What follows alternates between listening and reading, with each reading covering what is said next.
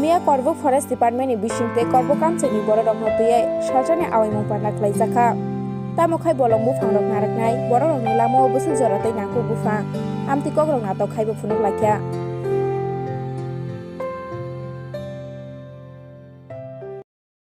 आज यहाँ पर अब जो प्रोग्राम किया था तो किसको लेकर प्रोग्राम किया था आज का?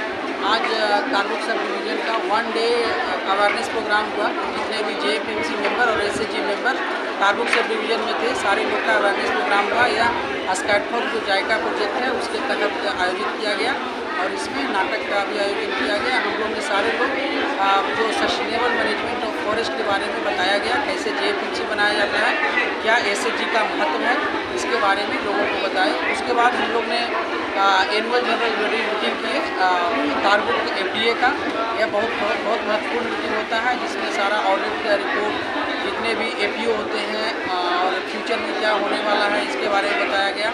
फिर जो एसडीएफओ साहब है, फिर हमारे रेंजर साहब है, सब लोग ने ये बताया कि कैसे इस प्रोजेक्ट को और भी आगे लेके जाया जा सकता है, इसी के बारे में आज करते हैं।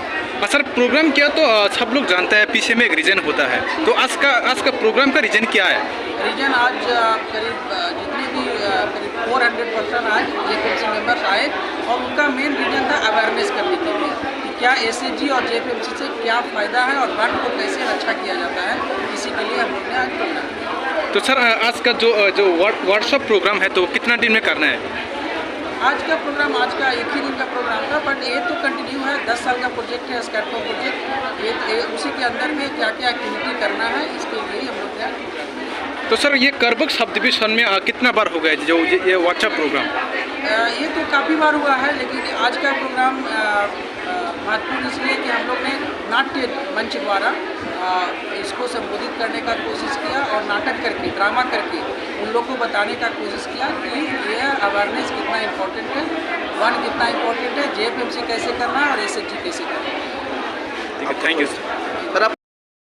एक दिवसीय কর্মশালা সেটা হচ্ছে আমাদের বন দপ্তর, ত্রিপুরা স্কেটকম প্রজেক্ট এবং জেএফএমসি এবং এসএচজি এগুলির কার্যক্রম সম্বন্ধে সমস্ত অংশে আমাদের যে জেএফএমসি আছে, যতক্ষণ পরিচালনা কমিটি, এসএচজি, ওনাদেরকে আমরা বন এবং বনের আশেপাশে যারা আছেন ওনাদেরকে সচেতন করার জন্য আমাদের এক দিবসীয় প্রোগ্রাম ছিল।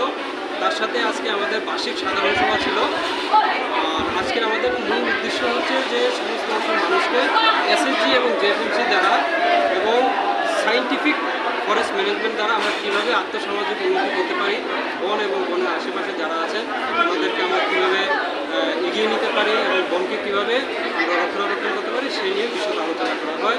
তার সঙ্গে এখানে যে ড্রামার মাধ্যমে, বিভিন্ন নাটকের মাধ্যমে আমরা এখানে উপস্থাপন করে ওনাদেরকে অ্যাওয়ারনেস করার চেষ্টা করছি।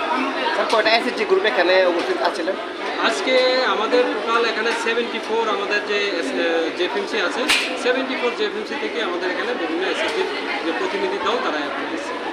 স্যার এই প্রোগ্রামে কে কে উপস্থিত ছিলেন আপনারা দপ্তর থেকে?